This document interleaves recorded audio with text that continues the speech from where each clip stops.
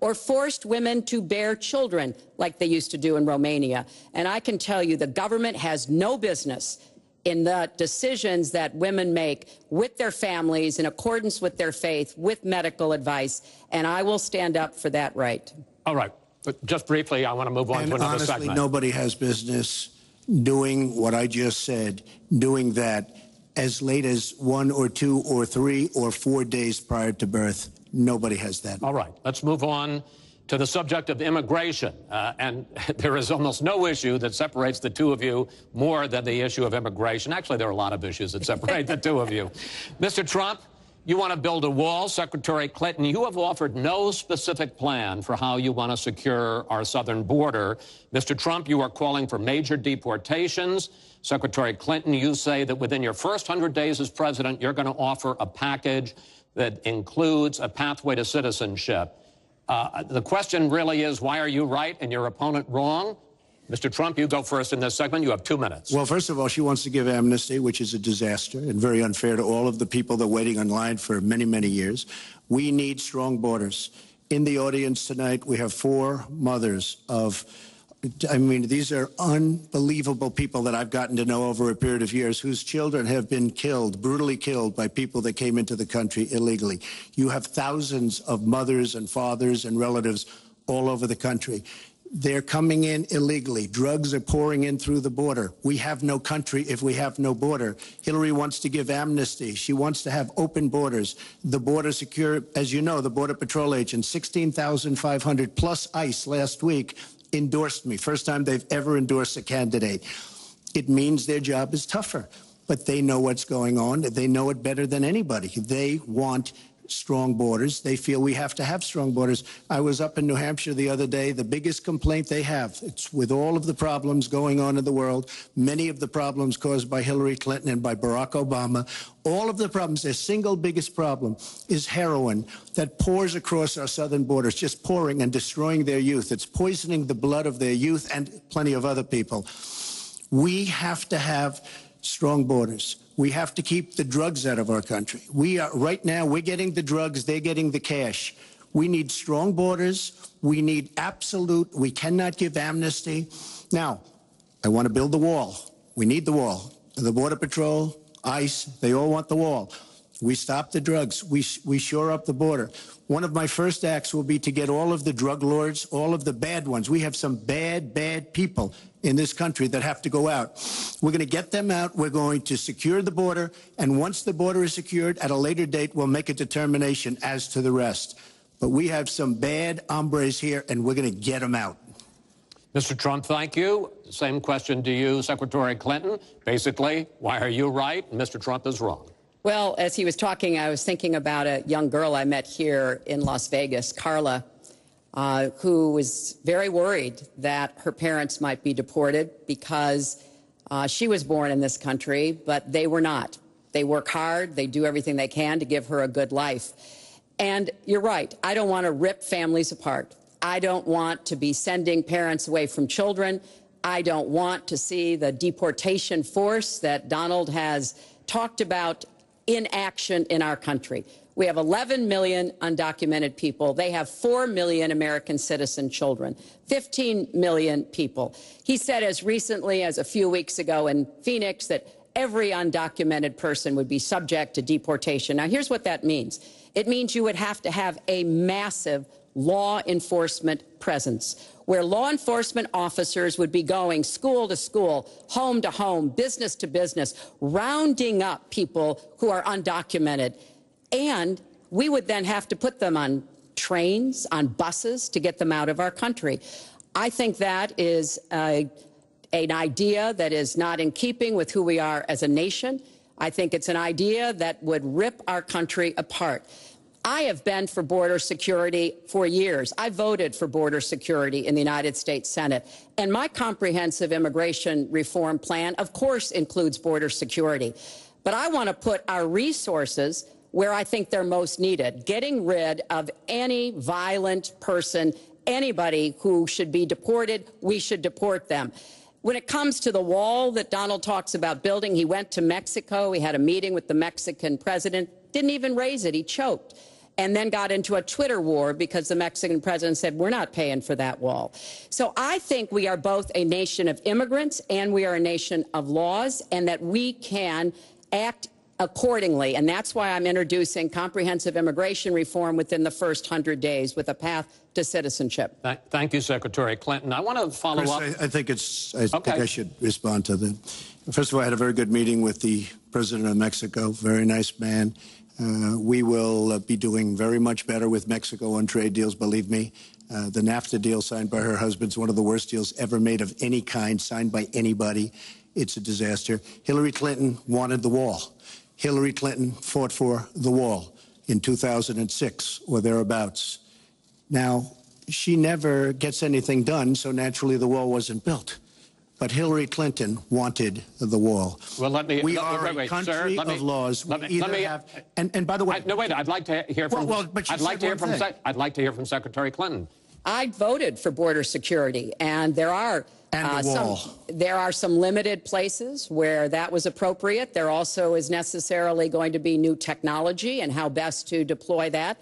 But it is clear when you look at what Donald has been proposing. He started his campaign bashing immigrants, calling Mexican immigrants rapists and criminals and drug dealers, that he has a very different view about what we should do to deal with immigrants. Now, what I am also arguing is that bringing undocumented immigrants out from the shadows, putting them into the formal economy will be good, because then employers can't exploit them and undercut Americans' wages. And Donald knows a lot about this. He used undocumented labor to build the Trump Tower. He underpaid undocumented workers, and when they complained, he basically said what a lot of employers do. You complain, I'll get you deported. I want to get everybody out of the shadows, get the economy working, and not let employers like Donald exploit undocumented workers, which hurts them but also hurts American workers. Mr. Trump. President Obama has moved millions of people out. Nobody knows about it. Nobody talks about it. But under Obama, millions of people have been moved out of this country. They've been deported. She doesn't want to say that, but that's what's happened, and that's what's happened big league. As far as moving these people out and moving, we either have a country or we don't. We're a country of laws. We either have a border or we don't. Now, you can come back in and you can become a citizen, but it's very unfair. We have millions of people that did it the right way. They're online, they're waiting.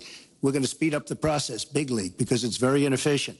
But they're online and they're waiting to become citizens. Very unfair that somebody runs across the border, becomes a citizen. Under her plan, you have open borders. You would have a disaster on trade, and you will have a disaster with your open borders. But what she doesn't say is that President Obama has deported millions and millions of people just the way it is. Secretary Clinton, we will not have open borders. Well, that is a rank mischaracterization. Secretary Clinton. We will have secure borders, but we will also have reform. And this used to be a bipartisan issue. Ronald Reagan was the last president to sign immigration reform, and George W. Bush supported it as well. Secretary Clinton, I want to clear up your position on this issue, because in a speech you gave to a Brazilian bank for which you were paid $225,000, we've learned from the WikiLeaks that you said this, and I want to quote, "My dream is a hemispheric common market with open trade and open borders." So that's the question. That's the question. Please quiet, everybody. Is that your dream, open borders? Well, if you went on to read the rest of the sentence, I was talking about energy. You know, we trade more energy with our neighbors than we trade with the rest of the world combined. And I do want us to have an electric grid, an energy system that crosses borders. I think that will be a great benefit to us. But you are very clearly quoting from WikiLeaks, and what's really important about WikiLeaks is that the Russian government has engaged in espionage against Americans. They have hacked American websites, American accounts of private people, of institutions. Then they have given that information to WikiLeaks for the purpose of putting it on the internet.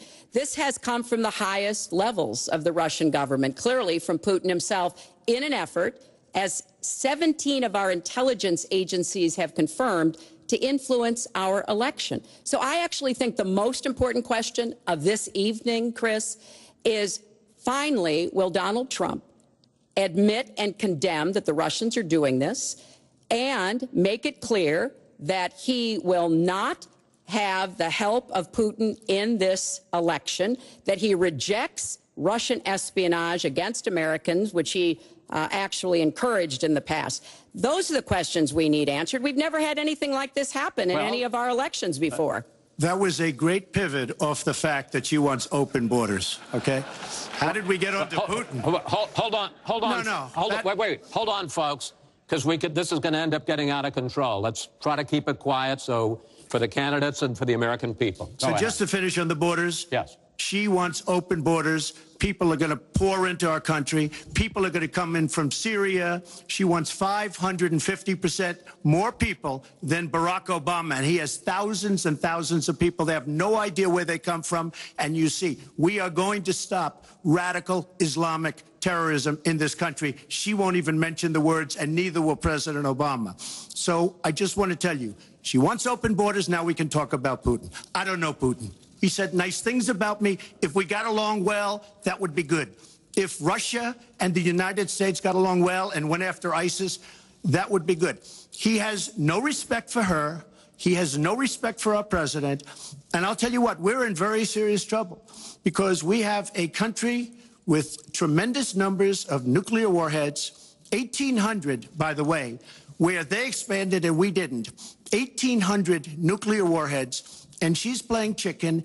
Look, Putin, from everything I see, has no respect for this person. Well, that's because he'd rather have a puppet as president of the United States. No puppet. And it's pretty clear. You're the puppet. It's pretty clear you won't admit that the Russians have engaged in cyber attacks against the United States of America, that you encouraged espionage against our people, that you are willing to spout the Putin line, sign up for his wish list, break up NATO, do whatever he wants to do, and that you continue to get help from him because he has a very clear favorite in this race. So I think that this is such an unprecedented situation. We've never had a foreign government trying to interfere in our election. We have 17 intelligence agencies, civilian and military, who have all concluded that these espionage attacks, these cyber attacks, come from the highest levels of the Kremlin, and they are designed to influence our election. I find that deeply disturbing, and I think it's time. She has no idea whether it's Russia, China, or anybody else. I am not quoting myself. No idea. I am quoting Hillary, you have no idea. 17 do you doubt 17 military and civilian agencies? Well, he'd rather believe Vladimir Putin than the military and civilian intelligence professionals who are sworn to protect us. I find that just absolutely She doesn't like Putin because Putin has outsmarted her at every step of the way. Excuse me. Putin has outsmarted her in Syria. He's outsmarted her every step of the way. I do get to ask some questions. Yes, that's And I would like to ask you this direct question. The top national security officials of this country do believe that Russia has been behind these hacks. Even if you don't know for sure whether they are, do you condemn any interference by Russia in the American election? By Russia or anybody else. You condemn their interference? Of course I condemn. Of course I can. I don't know Putin. I have no idea. I never met Putin. This is not my best friend. But if the United States got along with Russia, wouldn't be so bad. Let me tell you, Putin has outsmarted her and Obama at every single step of the way. Whether it's Syria, you name it, missiles. Take a look at the startup that they signed. The Russians have said, according to many, many reports, I can't believe they allowed us to do this. They create warheads and we can't. The Russians can't believe it. She has been outsmarted by Putin, and all you have to do is look at the Middle East. They've taken over. We've spent $6 trillion. They've taken over the Middle East. She has been outsmarted and outplayed worse than anybody I've ever seen in any government whatsoever. We're a long way away from immigration, but I'm going to let you finish this topic. Well, you got about 45 seconds. Yeah, and she always will be. I find it ironic that he's raising nuclear weapons. This is a person who has been very cavalier, even casual, about the use of nuclear weapons. He's advocated more countries getting them, Japan, Korea, even Saudi Arabia. He said, well, if we have them, why don't we use them, which I think is terrifying. But here's the deal. The bottom line on nuclear weapons is that when the president gives the order, it must be followed. There's about 4 minutes between the order being given and the people responsible for launching nuclear weapons to do so. And that's why 10 people who have had that awesome responsibility have come out and in an unprecedented way said they would not trust Donald Trump with the nuclear codes or to have his finger on the nuclear button. I have 200 generals and admirals, 21 endorsing me, 21 Congressional Medal of Honor recipients. As far as Japan and other countries, we are being ripped off by everybody in the world. We're defending other countries. We are spending a fortune doing it. They have the bargain of the century. All I said is we have to renegotiate these agreements because our country cannot afford to defend Saudi Arabia, Japan, Germany, South Korea, and many other places. We cannot continue to afford. She took that as saying nuclear weapons. Look, she's been proven to be a liar on so many different ways. This is just another lie. Well, I'm just quoting you when there's you were no asked quote. about You're not going to find a quote from me. Nuclear competition in Asia. You said, you know, go ahead, enjoy yourselves, folks. That kind and defend of language, yourselves. And defend yourselves. States I didn't say nuclear. And defend yourself. The United States has kept the peace through our alliances. Donald wants to tear up our alliances. I think it makes the world safer, and frankly, it makes the United States safer. I would work with our allies in Asia, in Europe, in the Middle East, and elsewhere. That's the only way we're going to be able to keep the peace. We are going to move on to the next topic, which is the economy, and I hope we handle that as well as we did immigration. You also have very different ideas about how to get the economy growing faster. Secretary Clinton, in your plan, government plays a big role. You see more government spending, more entitlements, more tax credits, more tax penalties. Mr. Trump, you want to get government out with lower taxes and less regulation. Yes. We're going to drill down into this a little bit more, but in this overview, please explain to me why you believe that your plan will create more jobs and growth for this country and your opponent's plan will not. In this round, you go first, Secretary Clinton. Well, I think when the middle class thrives, America thrives. And so my plan is based on growing the economy, giving middle class families many more opportunities. I want us to have the biggest jobs program since World War II, jobs in infrastructure and advanced manufacturing. I think we can compete with high-wage countries, and I believe we should. New jobs and clean energy, not only to fight climate change, which is a serious problem, but to create new opportunities and new businesses. I want us to do more to help small business. That's where 2/3 of the new jobs are going to come from. I want us to raise the national minimum wage because people who live in poverty should not, who work full-time should not still be in poverty. And I sure do want to make sure women get equal pay for the work we do. I feel strongly that we have to have an education system that starts with preschool and goes through college. That's why I want more technical education in high schools and in community colleges, real apprenticeships to prepare young people for the jobs of the future. I want to make college debt-free, and for families making less than $125,000, you will not get a tuition bill from a public college or university if the plan that I worked on with Bernie Sanders is enacted. And we're going to work hard to make sure that it is, because we are going to go where the money is. Most of the gains in the last years since the Great Recession have gone to the very top. So we are going to have the wealthy pay their fair share. We're going to have corporations make a contribution greater than they are now to our country. That is a plan that has been analyzed by independent experts, which said that it could produce 10 million new jobs. By contrast, Donald's plan has been analyzed to conclude it might lose 3.5 million jobs. Why? Because his whole plan is to cut taxes, to give the biggest tax breaks ever to the wealthy and to corporations, adding $20 trillion to our debt, and causing the kind of dislocation that we have seen before, because it truly will be trickle-down economics on steroids. So the plan I have, I think, will actually produce greater opportunities. The plan he has will cost us jobs and possibly lead to another great recession. Secretary, thank you. Mr. Trump, why will your plan create more jobs and growth than Secretary Clinton? Well, first of all, before I start on my plan, her plan is going to raise taxes and even double your taxes. Her tax plan is a disaster, and she can say all she wants about college tuition, and I'm a big proponent. We're going to do a lot of things for college tuition, but the rest of the public's going to be paying for it. We will have a massive, massive tax increase under Hillary Clinton's plan. But I'd like to start off where we left, because when I said Japan and Germany, and I'm not to single them out, but South Korea, these are very rich, powerful countries. Saudi Arabia, nothing but money. We protect Saudi Arabia. Why aren't they paying? She immediately, when she heard this, I questioned it. And I questioned NATO. Why aren't the NATO questioned? Why aren't they paying? Because they weren't paying. Since I did this was a year ago, all of a sudden they're paying. And I've been given a lot of credit for it. All of a sudden they're starting to pay up. They have to pay up. We're protecting people. They have to pay up. And I'm a big fan of NATO, but they have to pay up. She comes out and said, we love our allies. We think our allies are great. Well, it's awfully hard to get them to pay up when you have somebody saying, we think how great they are.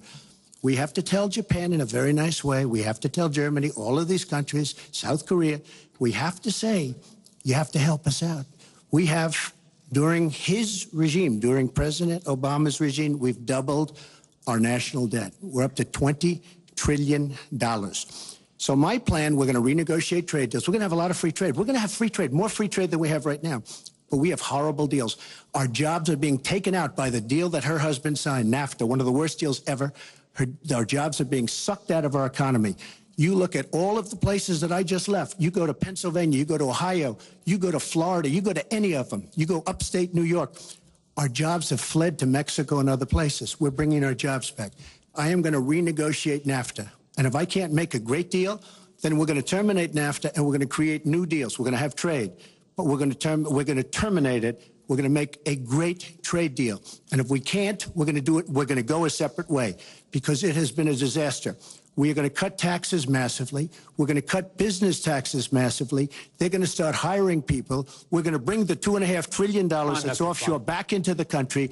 We are going to start the engine rolling again because right now our country is dying at 1% GDP. Well, let me translate that if I can, Chris, because you can't. The fact is he's going to advocate for the largest tax cuts we've ever seen, 3 times more than the tax cuts under the Bush administration. I have said repeatedly throughout this campaign, I will not raise taxes on anyone making $250,000 or less. I also will not add a penny to the debt. I have costed out what I'm going to do. He will, through his massive tax cuts, add $20 trillion to the debt. Well, he mentioned the debt. We know how to get control of the debt. When my husband was president, we went from a $300 billion deficit to a $200 billion surplus, and we were actually on the path to eliminating the national debt. When President Obama came into office, he inherited the worst economic disaster since the Great Depression. He has cut the deficit by 2/3. So, yes, one of the ways you go after the debt, one of the ways you create jobs is by investing in people. So I do have investments in new jobs, investments in education, skill training, and the opportunities for people to get ahead and stay ahead. That's the kind of approach that will work. Cutting taxes on the wealthy, we've tried that. It has not worked the way that it has been promised. Secretary Clinton, I want to pursue your plan because in many ways it is similar to the Obama stimulus plan in 2009, which has led to the slowest GDP growth since 1949. Correct. Thank you, sir. You told me in July when we spoke that the problem is that President Obama didn't get to do enough in what he was trying to do with this stimulus. So is your plan basically even more of the Obama stimulus? Well, it's a combination, Chris. And let me say that when you inherit the level of economic catastrophe that President Obama inherited, it was a real touch-and-go situation. I was in the Senate before I became Secretary of State. I've never seen people as physically distraught as the Bush administration team was because of what was happening to the economy. I personally believe that the steps that President Obama took saved the economy. He doesn't get the credit he deserves for taking some very hard positions. But it was a terrible recession. So now we've dug ourselves out of it. We're standing, but we're not yet running. So what I am proposing is that we invest from the middle out and the ground up, not the top down. That is not going to work. That's why what I have put forward doesn't add a penny to the debt, but it is the kind of approach that will enable more people to take those new jobs, higher paying jobs. We're beginning to see some increase in incomes, and we certainly have had a long string of increasing jobs. We've got to do more to get the whole economy moving, and that's what I believe I will be able to do. Mr. Trump, even conservative economists who have looked at your plan say that the numbers don't add up, that your idea, and you've talked about 25 million jobs created, 4% over a 10-year period growth, is unrealistic. And they say, you talk a lot about growing the energy industry, they say with oil prices as low as they are right now, that's unrealistic as well. Your response? So I just left some high representatives of India. They're growing at 8%. China is growing at 7%, and that for them is a catastrophically low number. We are growing. Our last report came out, and it's right around the 1% level, and I think it's going down. Last week, as you know, at the end of last week, they came out with an anemic jobs report, a terrible jobs report. In fact, I said, is that the last jobs report before the election? Because if it is, I should win easily. It was so bad. The report was so bad. Look, our country is stagnant. We've lost our jobs. We've lost our businesses. We're not making things anymore, relatively speaking. Our product is pouring in from China, pouring in from Vietnam, pouring in from all over the world. I've visited so many communities. This has been such an incredible education for me, Chris. I've gotten to know so many. I've developed so many friends over the last year, and they cry when they see what's happened. I passed factories that were thriving 20, 25 years ago, and because of the bill that her husband signed and she blessed 100%, it is just horrible what's happened to these people in these communities. Now, she can say that her husband did well, but boy, did they suffer as NAFTA kicked in, because it didn't really kick in very much, but it kicked in after they left. Boy, did they suffer. That was one of the worst things that's ever been signed by our country. Now she wants to sign Trans-Pacific Partnership, and she wants it. She lied when she said she didn't call it the gold standard in one of the debates. She totally lied. She did call it the gold standard, and they actually fact-checked, and they said I was right. I was so honored. I want to give you a chance to briefly speak to that, and then I want to pivot to 1/6 of the economy, which is Obamacare. But go ahead, briefly. First, let me say, number one, when I saw the final agreement for TPP, I said I was against it. It didn't meet my tests. I've had the same tests. Does it create jobs, raise incomes, and further our national security? I'm against it now. I'll be against it after the election. I'll be against it when I'm president. There's only one of us on this stage who's actually shipped jobs to Mexico, because that's Donald. He's shipped jobs to 12 countries, including Mexico. But he mentioned China. And, you know, one of the biggest problems we have with China is the illegal dumping of steel and aluminum into our markets. I have fought against that as a senator. I've stood up against it as Secretary of State.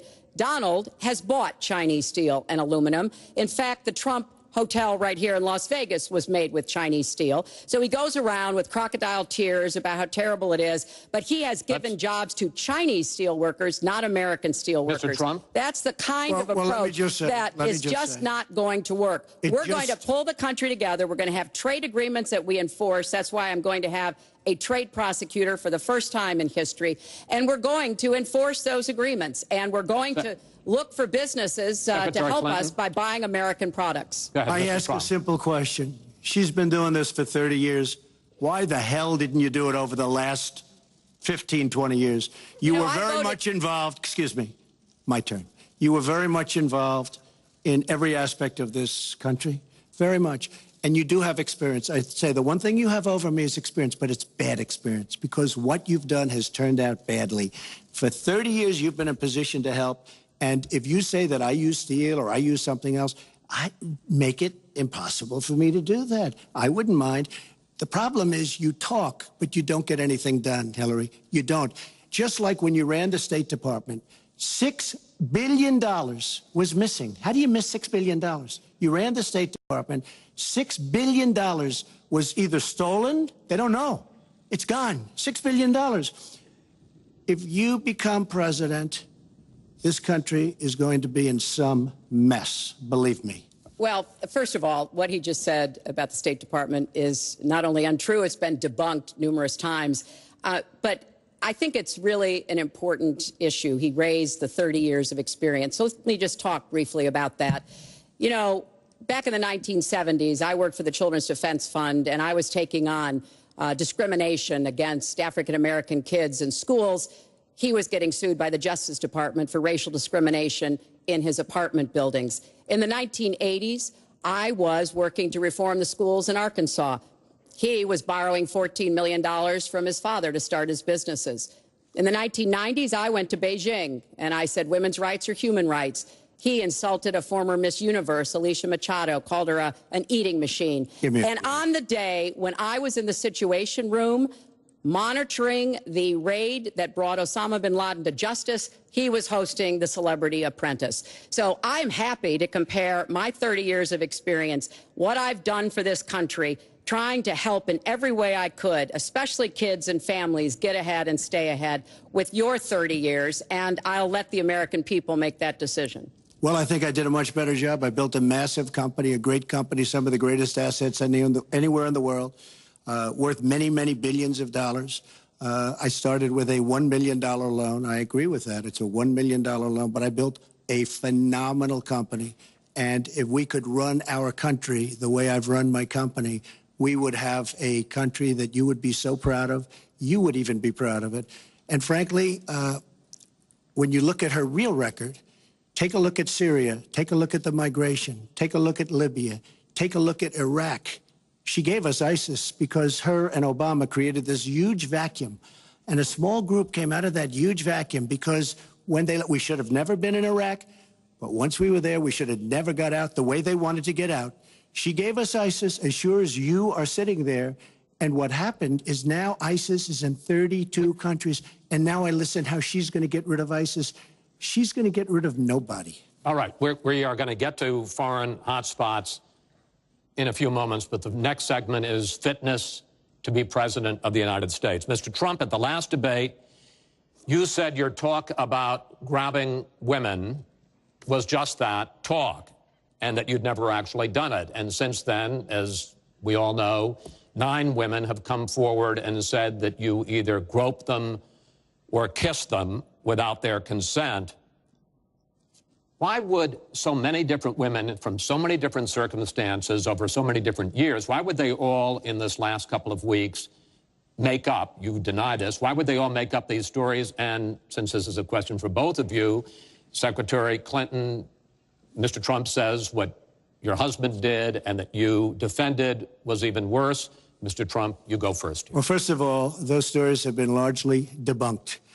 Those people, I don't know those people. I have a feeling how they came. I believe it was her campaign that did it. Just like if you look at what came out today on the clips, where I was wondering what happened with my rally in Chicago and other rallies where we had such violence. She's the one in Obama that caused the violence. They hired people, they paid them $1,500, and they're on tape saying, be violent, cause fights, do bad things. I would say the only way, because those stories are all totally false, I have to say that. And I didn't even apologize to my wife, who's sitting right here, because I didn't do anything. I didn't know any of these women. I didn't see these women. These women, the woman on the plane, the woman, I think they want either fame or her campaign did it. And I think it's her campaign, because what I saw, what they did, which is a criminal act, by the way, where they're telling people to go out and start fistfights and start violence. And I'll tell you what, in particular in Chicago, people were hurt and people could have been killed in that riot. And that was now all on tape, started by her. I believe, Chris, that she got these people to step forward. If it wasn't, they get their 10 minutes of fame.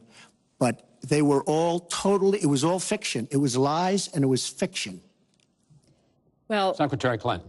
At the last debate, we heard Donald talking about what he did to women.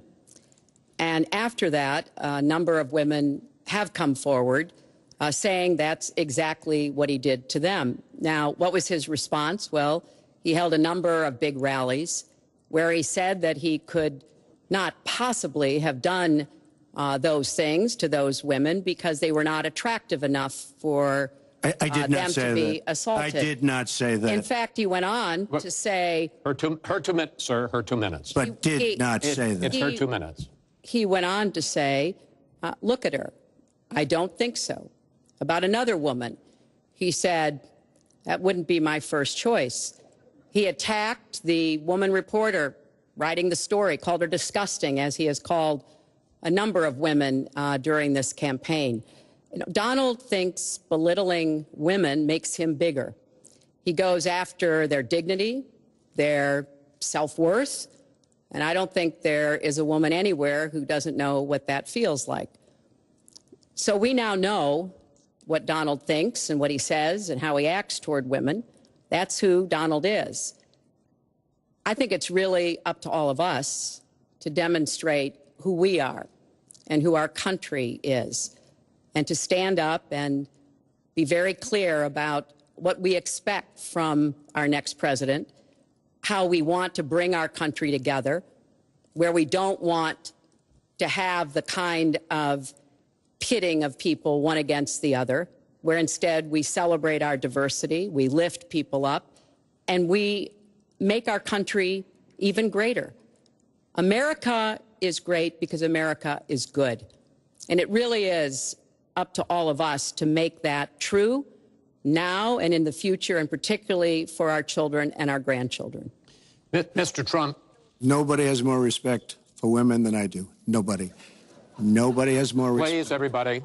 And frankly, those stories have been largely debunked. And I really want to just talk about something slightly different. She mentions this, which is all fiction, all fictionalized, probably or possibly started by her and her very sleazy campaign. But I will tell you, what isn't fictionalized are her emails, where she destroyed 33,000 emails criminally, after getting a subpoena from the United States Congress. What happened to the FBI? I don't know. We have a great general, 4-star general, today, you read it in all the papers, going to potentially serve 5 years in jail for lying to the FBI. One lie. She's lied hundreds of times to the people, to Congress, and to the FBI.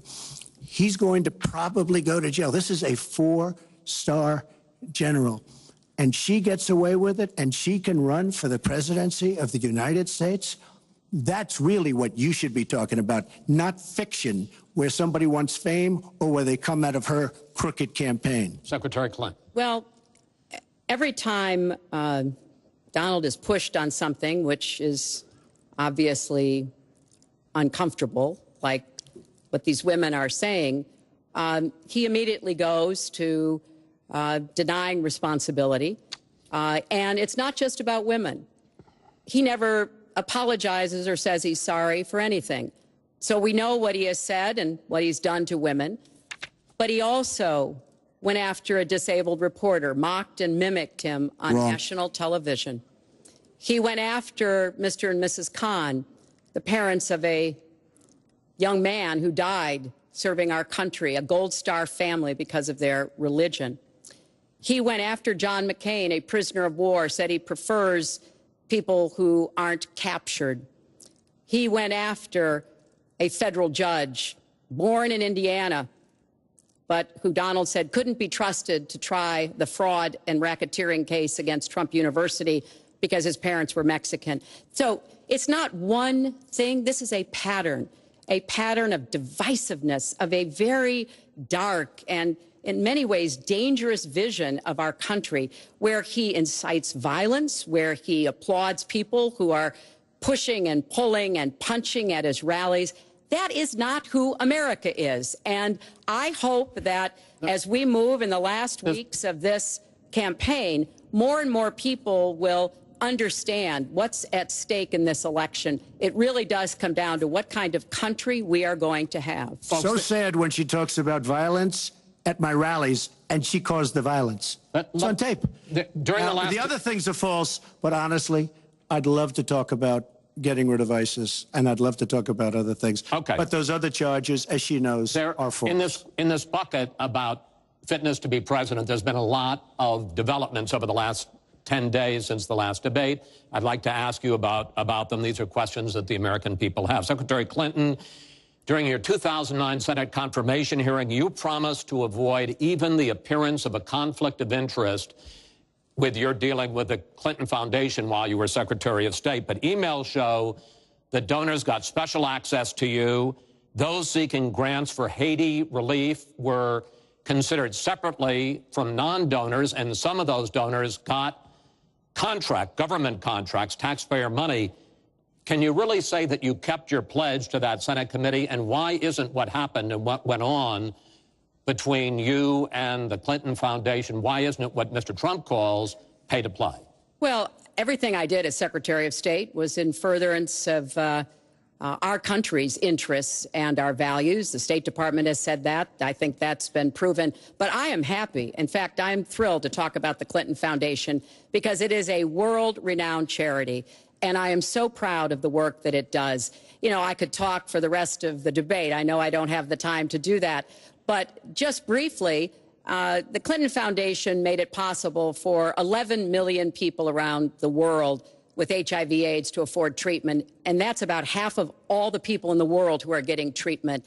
In partnership with the American Health Association, we have made environments in schools healthier for kids, including healthier lunches. Respectfully, this is an open discussion. Well, it is an open discussion. I understand, and a specific question went to pay for play. Do you want to talk about that? But there is no evidence. But there is a lot of evidence about the very good work and it's a criminal enterprise, and so many people know it. It's a criminal enterprise.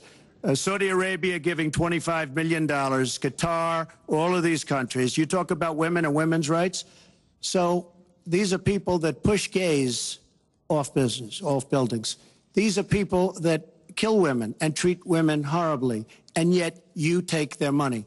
So I'd like to ask you right now, why don't you give back the money that you've taken from certain countries that treat certain groups of people so horribly? Why don't you give back the money? I think it would be a great gesture, because she takes a tremendous amount of money, and you take a look at the people of Haiti.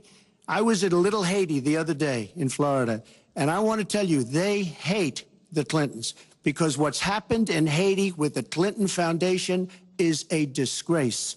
And you know it, and they know it, and everybody knows Secretary it. Clinton. Well, very quickly, we at the Clinton Foundation spend 90% of all the money that is donated on behalf of programs of people around the world and in our own country. I'm very proud of that. We have the highest rating from the watchdogs that follow foundations, and I'd be happy to compare what we do with the Trump Foundation, which took money from other people and bought a 6-foot portrait of Donald. I mean, who does that? It just was astonishing. But when it comes to Haiti, Haiti is the poorest country in our hemisphere. The earthquake and the hurricanes, it has devastated Haiti.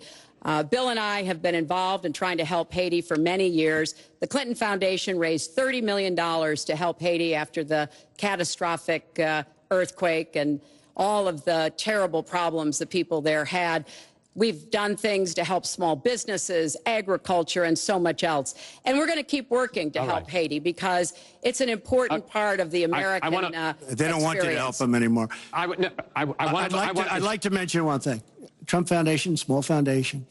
People contribute. I contribute. The money goes 100% goes to different charities, including a lot of military. I don't get anything. I don't buy boats. I don't buy planes. What happens is the money goes out. Wasn't some of the money used to settle your lawsuit, sir? No, it was, we put up the American flag, and that's it. They put up the American flag. We fought for the right in Palm Beach to put up the American flag. There was a penalty that was imposed by Palm Beach County, and the money came from your foundation. And by the way, the money instead of Mar-a-Lago went to Fisher House, where they build houses. The money that you're talking about went to Fisher House, where they build houses for veterans and disabled. I want to get into one But last... of course, there's no way we can know whether any of that is true because he hasn't released his tax returns. He is the first candidate ever to run for president in the last 40-plus years who has not released his tax returns. So everything he says about charity or anything else, we can't prove it. You can look at our tax returns. We've got them all out there. But what is really troubling is that we learned in the last debate he has not paid a penny in federal income tax. And we were talking about immigrants a few minutes ago, Chris. You know, half of all immigrants, undocumented immigrants in our country, actually pay federal income tax. So we have undocumented immigrants in America who are paying more federal income tax than a billionaire. I find that let me just tell you very astonishing. Simply, we're entitled, because of the laws that people like her pass, to take massive amounts of depreciation and other charges, and we do it. And all of her donors, just about all of them, I know Buffett took hundreds of millions of dollars, George Soros, took hundreds of millions of dollars. Let me just explain. All of her donors, most of her donors have done the same thing as I did. Okay. Well, and you know what you should have done? Folks, we heard and this. You know, Hillary, what you should have done? You should have changed the law when you were a United States Senator. If Folks, you don't like we heard it. this. Yeah. Because your donors and your special interests are doing the same thing as I do, except even more so. Well, you should have changed the law, but you won't change the law because you take in so much money. I mean, I sat in my apartment today on a very beautiful hotel down the street, known as Made with Chinese steel. But I will tell you, I sat there watching ad after ad after ad, false ad, all paid for by your friends on Wall Street that gave so much money because they know you're going to protect them. And frankly, you should have changed the laws. If you don't like what I did, you should have changed the laws. Mr. Trump, I want to ask you about one last question in this topic. You have been warning at rallies recently that this election is rigged and that Hillary Clinton is in the process of trying to steal it from you. Your running mate, Governor Pence, pledged on Sunday that he and you, his words, will absolutely accept the result of this election. Today, your daughter Ivanka said the same thing. I want to ask you here on the stage tonight, do you make the same commitment that you will absolutely, sir, that you will absolutely accept the result of this election? I will look at it at the time. I'm not looking at anything now. I'll look at it at the time. What I've seen is so bad. First of all, the media is so dishonest and so corrupt, and the pile-on is so amazing. The New York Times actually wrote an article about it that they don't even care. It's so dishonest, and they've poisoned the minds of the voters. But unfortunately for them, I think the voters are seeing through it. I think they're going to see through it. We'll find out on November 8th, but I think they're going to see through it. But, sir, there's if you look, excuse me, Chris, if you look at your voter rolls, you will see millions of people that are registered to vote. Millions. This isn't coming from me. This is coming from Pew Report and other places. Millions of people that are registered to vote that shouldn't be registered to vote. So let me just give you one other thing. So I talk about the corrupt media. I talk about the millions of people. Tell you one other thing. She shouldn't be allowed to run. She's guilty of a very, very serious crime. She should not be allowed to run. And just in that respect, I say it's rigged because she should never, Chris, she should never have been allowed to run for the presidency based on what she did with emails and so many other things. But, sir, there is a tradition in this country. In fact, one of the prides of this country is the peaceful transition of power, and that no matter how hard fought a campaign is, that at the end of the campaign, that the loser concedes to the winner. Not saying that you're necessarily going to be the loser or the winner, but that the loser concedes to the winner and that the country comes together in part for the good of the country. Are you saying you're not prepared now to commit to that principle? What I'm saying is that I will tell you at the time. I'll keep you in suspense. Well, okay? Chris, let me respond to that because that's horrifying. You know, every time Donald thinks things are not going in his direction, he claims whatever it is rigged against him. The FBI conducted a year-long investigation into my emails. They concluded there was no case. He said the FBI was rigged. He lost the Iowa caucus. He lost the Wisconsin primary. He said the Republican primary was rigged against him. Then Trump University gets sued for fraud and racketeering. he claims the court system and the federal judge is rigged against him. There was even a time when he didn't get an Emmy for his TV program 3 years in a row, and he started tweeting that the Emmys were rigged against him. Should have gotten it. This is a mindset. This is how Donald thinks. And it's funny, but it's also really troubling. Okay. You know, that is not the way our democracy works. We've been around for 240 years.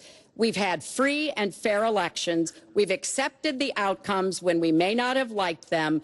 And that is what must be expected of anyone standing on a debate stage during a general election. You know, President Obama said the other day, when you're whining before the game is even finished, it just shows you're not up to doing the job. And let's be clear about what he is saying and what that means. He is denigrating, he's talking down our democracy. And I, for one, am appalled that somebody who is the nominee of one of our two major parties would take that kind of position. I think what the FBI did and what the Department of Justice did, including meeting with her husband, the Attorney General, in the back of an airplane on the tarmac in Arizona, I think it's disgraceful. I think it's a disgrace. All right. I think we've never had a situation so bad. Hold on, folks. This doesn't do any good for anyone. Let's please continue the debate, and let's move on to the subject of foreign hotspots. The Iraqi offensive to take back Mosul has begun. If they are successful in pushing ISIS out of that city and out of all of Iraq, the question then becomes, what happens the day after? And that's something that whoever of you ends up as president is going to have to confront. Will you put U.S. troops into that vacuum to make sure that ISIS doesn't come back or isn't replaced by something even worse? Secretary Clinton, you go first in this segment. You have 2 minutes. Well, I am encouraged that there is an effort led by the Iraqi army, supported by Kurdish forces, and also given the help and advice from the number of special forces and other Americans on the ground. But I will not support putting American soldiers into Iraq as an occupying force. I don't think that is in our interests, and I don't think that would be smart to do. In fact, Chris, I think that would be a big red flag waving for ISIS to reconstitute itself. The goal here is to take back Mosul. It's going to be a hard fight. I've got no illusions about that. And then continue to press into Syria to begin to take back and move on Raqqa, which is the ISIS headquarters. I am hopeful that the hard work that American military advisors have done will pay off, and that we will see a really successful military operation. But we know we've got lots of work to do. Syria will remain a hotbed of terrorism as long as the civil war, aided and abetted by the Iranians and the Russians, continue. So I have said, look, we need to keep our eye on ISIS. That's why I want to have an intelligence surge that protects us here at home, why we have to go after them from the air, on the ground, online, why we have to make sure here at home we don't let terrorists buy weapons. If you're too dangerous to fly, you're too dangerous to buy a gun. And I'm going to continue to push for a no-fly zone and safe havens within Syria, not only to help protect the Syrians and prevent the constant outflow of refugees, but to frankly gain some leverage on both the Syrian government and the Russians so that perhaps we can have the kind of serious negotiation necessary to bring the conflict to an end and go forward on a political track. Mr. Trump, same question. If we are able to push ISIS out of Mosul and out of Iraq, would you be willing to put U.S. troops in there to prevent their return or something else? Let me tell you, Mosul's so sad. We had Mosul. But when she left, when she took everybody out, we lost Mosul. Now we're fighting again to get Mosul. The problem with Mosul and what they wanted to do is they wanted to get the leaders of ISIS who they felt were in Mosul. About 3 months ago, I started reading that they want to get the leaders and they're going to attack Mosul. Whatever happened to the element of surprise? Okay? We announced we're going after Mosul. I've been reading about going after Mosul now for about, how long is it, Hillary? 3 months? These people have all left. They've all left. The element of surprise. Douglas MacArthur, George Patton, spinning in their graves when they see the stupidity of our country. So we're now fighting for Mosul that we had. All she had to do is stay there. Now we're going in to get it. But you know who the big winner in Mosul is going to be after we eventually get it? And the only reason they did it is because she's running for the office of president. And they want to look tough. They want to look good. He violated the red line in the sand. And he made so many mistakes, made all mistakes. That's why we have the great migration. But she wanted to look good for the election. So they're going in. But who's going to get Mosul, really? We'll take Mosul eventually. By the way, if you look at what's happening, much tougher than they thought. Much, much tougher, much more dangerous, going to be more deaths than they thought. But the leaders that we wanted to get are all gone because they're smart. They say, what do we need this for? So Mosul is going to be a wonderful thing, and Iran should write us a letter of thank you, just like the really stupid, the stupidest deal of all time, a deal that's going to give Iran absolutely nuclear weapons. Iran should write us yet another letter saying thank you very much. Because Iran, as I said many years ago, Iran is taking over Iraq, something they've wanted to do forever, but we've made it so easy for them. So we're now going to take Mosul, and you know who's going to be the beneficiary? Iran. Boy, are they making, I mean, they are outsmarting. Look, you're not there. You might be involved in that decision, but you were there when you took everybody out of Mosul and out of Iraq. You shouldn't have been in Iraq, but you did vote for it. You shouldn't have been in Iraq, but once you were in Iraq, you should have never left the way. The point is, the big winner is going to be Iran. Well, you know, once again, Donald is implying that he didn't support the invasion of Iraq. I said it was a mistake. I've said that years ago. He has consistently denied what is a very clear fact, that before the invasion, he supported it. And, you know, I just want everybody to go Google it. Google Donald Trump, Iraq, and you will see the dozens of sources which verify that he was for the invasion of Iraq. And you can actually hear the audio of him saying that. Now, why does that matter? Well, it matters because he has not told the truth about that position. I guess he believes it makes him look better now to contrast with me because I did vote for it. But what's really important here is to understand all the interplay. Mosul is a Sunni city. Mosul is on the border of Syria. And yes, we do need to go after Baghdadi, and just like we went after bin Laden while you were doing Celebrity Apprentice, and we brought him to justice. We need to go after the leadership, but we need to get rid of them, get rid of their fighters. They're estimated several thousand fighters in Mosul. They've been digging underground. They've been prepared to defend. It's going to be tough fighting, but I think we can take back Mosul, and then we can move on into Syria and take back Raqqa.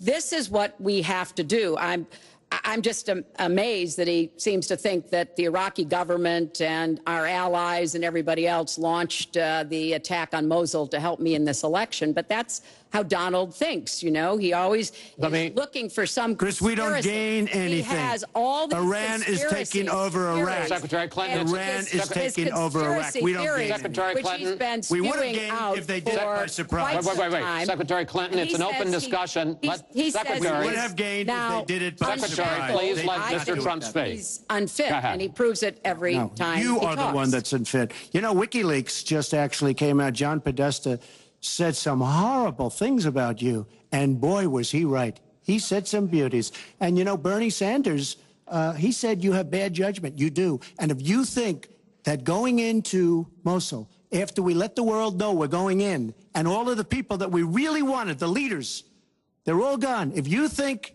that was good, then you do. Now, John Podesta said you have terrible instincts. Bernie Sanders said you have bad judgment. I agree with both. Well, you should ask Bernie Sanders who he's supporting for president, and he has said, which is as a big he has mistake, campaigned for me around the country, you are the most dangerous person to run for president in the modern history of America. I think he's right. Let's turn to Aleppo. Mr. Trump, in the last debate, you were both asked about the situation in the Syrian city of Aleppo, and I want to follow up on that because you said several things in that debate which were not true, sir. You said that Aleppo has basically fallen. In fact, there are...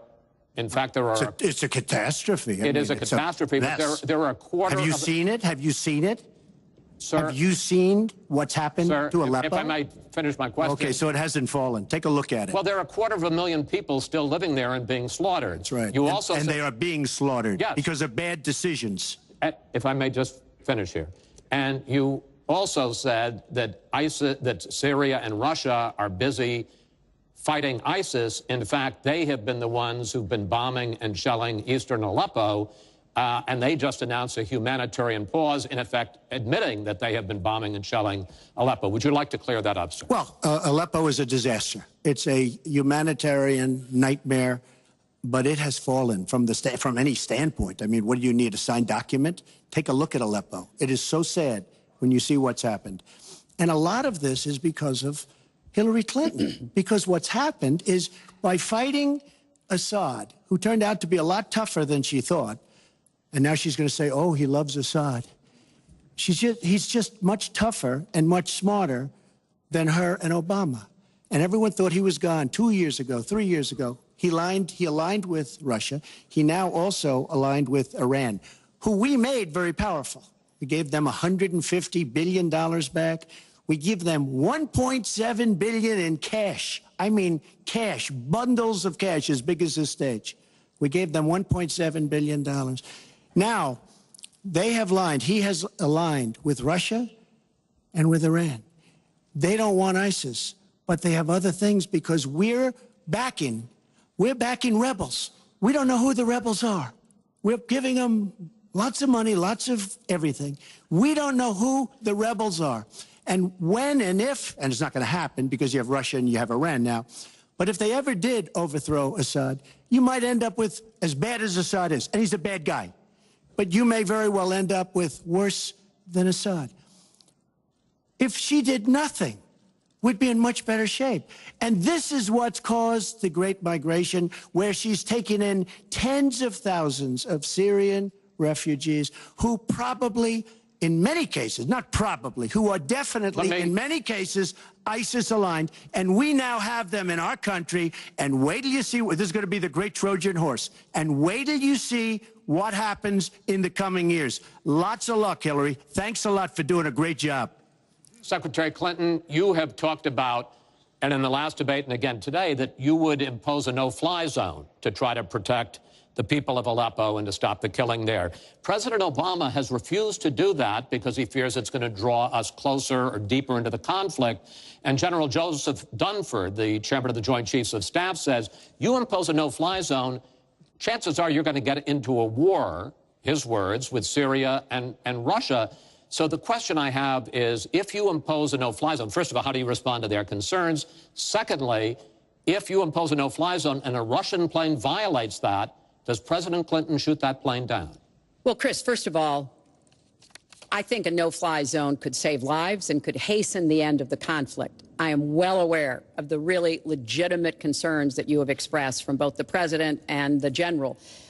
This would not be done just on the first day. This would take a lot of negotiation. It would also take making it clear to the Russians and the Syrians that our purpose here was to provide safe zones on the ground.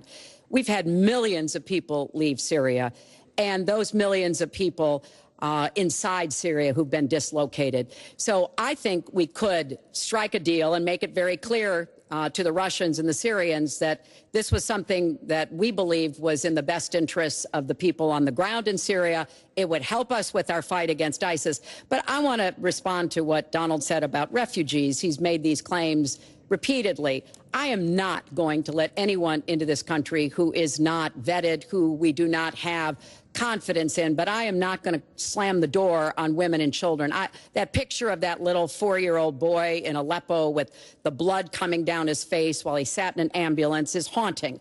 And so we are going to do very careful, thorough vetting. That does not solve our internal challenges with ISIS and our need to stop radicalization, to work with American Muslim communities who are on the front lines to identify and prevent attacks. In fact, the killer of the dozens of people at the nightclub in Orlando, the Pulse nightclub, was born in Queens, the same place Donald was born. So let's be clear about what the threat is and how we are best going to be able to meet it. And yes, some of that threat emanates from over in Syria and Iraq, and we've got to keep fighting, and I will defeat ISIS. And some of it is we have to up our game and be much smarter here Folks, at home. I want to get into our final segment. But I just have to, it's Real so quick. ridiculous she will defeat ISIS. We should have never let ISIS happen in the first place. And right now they're in 32 countries. Okay. You should have never. Wait 1 second. They had a ceasefire 3 weeks ago. A ceasefire, United States, Russia, Syria. And during the ceasefire, Russia took over vast swatches of land. And then they said, we don't want the ceasefire anymore. We are so outplayed on missiles, on ceasefires. They are outplayed. Now, she wasn't there. I assume she had nothing to do with it. But our country is so outplayed by Putin and Assad and, by the way, and by Iran. Nobody can believe how stupid our leadership is. Mr. Trump, Secretary Clinton, no, we need to move on to our final segment, and that is the national debt, which has not been discussed until tonight. Our national debt as a share of the economy, our GDP, is now 77%. That's the highest since just after World War II. But the nonpartisan Committee for a Responsible Federal Budget says, Secretary Clinton, under your plan, debt would rise to 86% of GDP over the next 10 years. Mr. Trump, under your plan, they say it would rise to 105% of GDP over the next 10 years. Question is, why are both of you ignoring this problem? Mr. Trump, you go first. Well, I say they're wrong because I'm going to create tremendous jobs. And we're bringing GDP from really 1%, which is what it is now. And if she got in, it'll be less than 0. But we're bringing it from 1% up to 4%. And I actually think we can go higher than 4%. I think you can go to 5 or 6%. And if we do, you don't have to bother asking your question because we have a tremendous machine. We will have created a tremendous economic machine once again. To do that, we're taking back jobs. We're not going to let our companies be raided by other countries where we lose all our jobs. We don't make our product anymore. It's very sad. But I'm going to create the kind of a country that we were from the standpoint of industry. We used to be there. We've given it up. We've become very, very sloppy. We've had people that are political hacks making the biggest deals in the world, bigger than companies. You take these big companies, these trade deals are far bigger than these companies. And yet we don't use our great leaders, many of whom back me and many of whom back Hillary, I must say. But we don't use those people. Those are the people, these are the greatest negotiators in the world. We have the greatest business people in the world. We have to use them to negotiate our trade deals. We use political hacks. We use people that get the position because they made a campaign contribution. And they're dealing with China and people that are very much smarter than they are. So we have to use our great people. But with that being said, we will create an economic machine, the likes of which we haven't seen in many decades. And people, Chris, will again go back to work, and they'll make a lot of money, and we'll have companies that will grow and expand and start from new. Secretary Clinton. Well, first, when I hear Donald talk like that and know that his slogan is "Make America Great Again," I wonder when he thought America was great.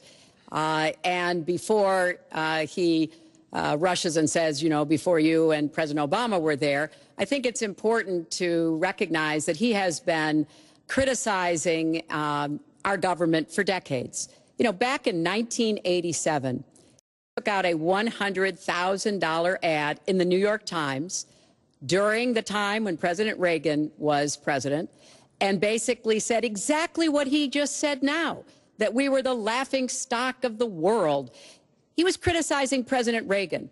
This is the way Donald thinks about himself, puts himself into, you know, the middle and says, you know, I alone can fix it, as he said on the convention stage. But if you look at the debt, which is the issue you asked about, Chris, I pay for everything I'm proposing. I do not add a penny to the national debt. I take that very seriously because I do think it's one of the issues we've got to come to grips with.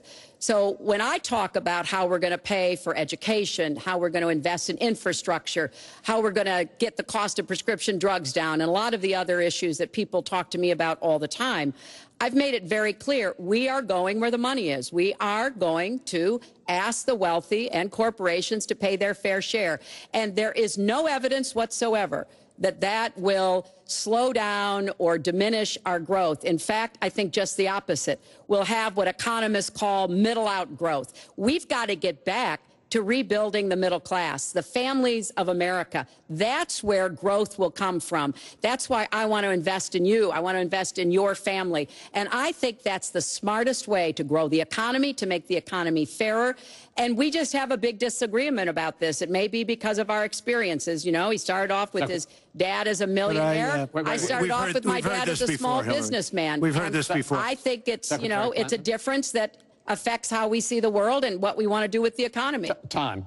Thank you, Hillary. Could I just respond? Well, no. Because sir, I because did we're running out of disagree with time. Ronald Reagan very strongly on trade. I disagreed with him. We should have been much tougher on trade even then. I've been waiting for years. Nobody does it right. And frankly, now we're going to do it right. All right.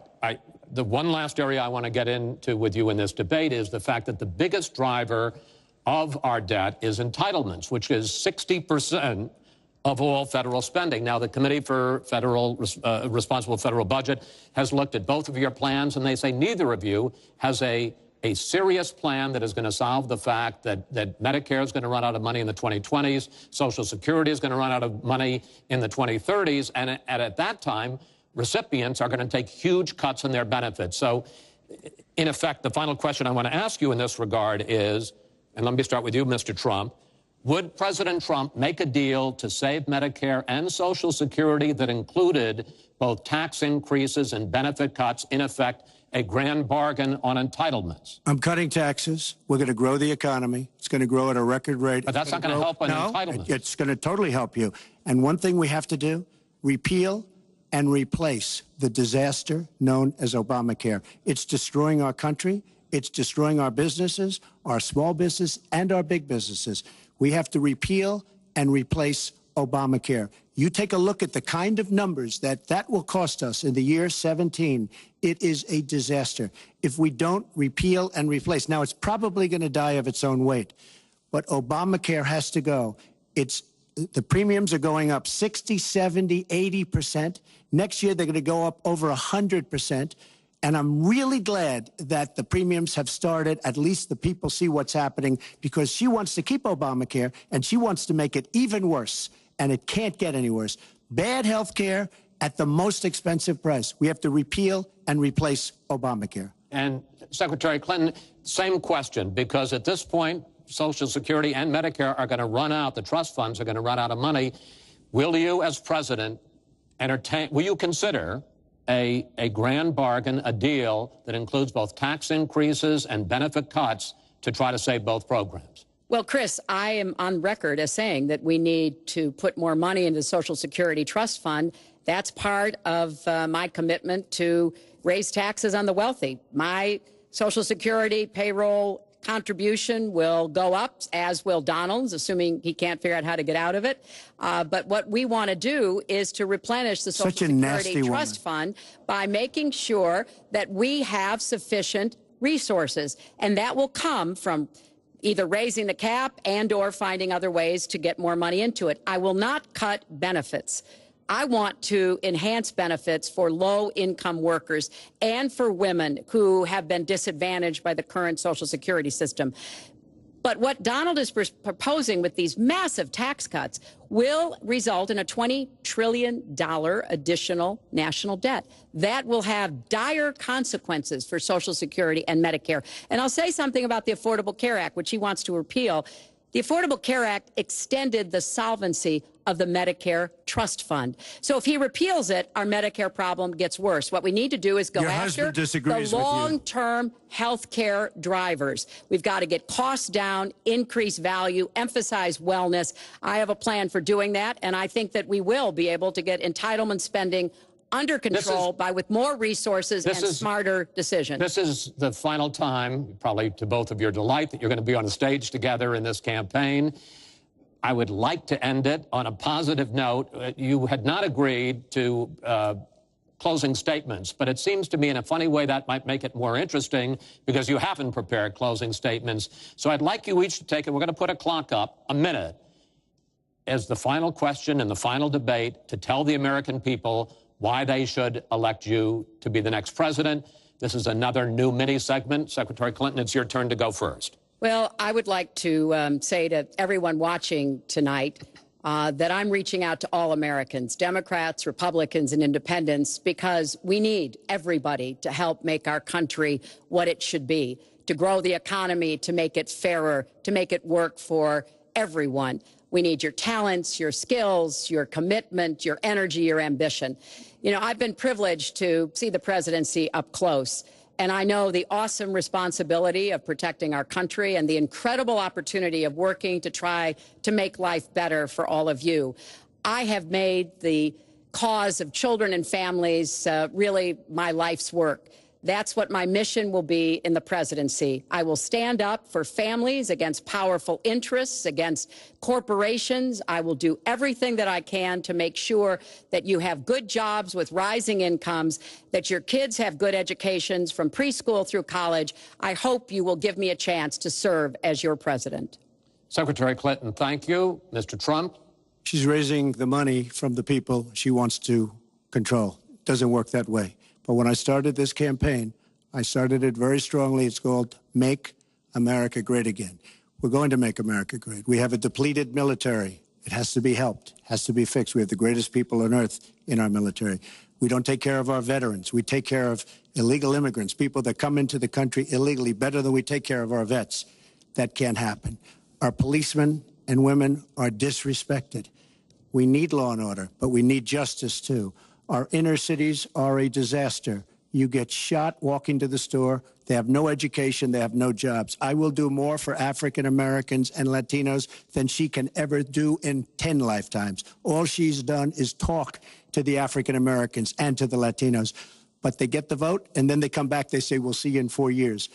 We are going to make America strong again, and we are going to make America great again, and it has to start now. We cannot take 4 more years of Barack Obama, and that's what you get when you get her. Thank you both. Secretary Clinton, hold on just a moment, folks. Secretary Clinton, Mr. Trump, I want to thank you both for participating in all 3 of these debates. That brings to an end this year's debate sponsored by the Commission on Presidential Debates. We want to thank the University of Nevada, Las Vegas, and its students for having us. Now the decision is up to you. While millions have already voted, Election Day, November 8th, is just 20 days away. One thing everyone here can agree on, we hope you will go vote. It is one of the honors and obligations of living in this great country. Thank you, and good night.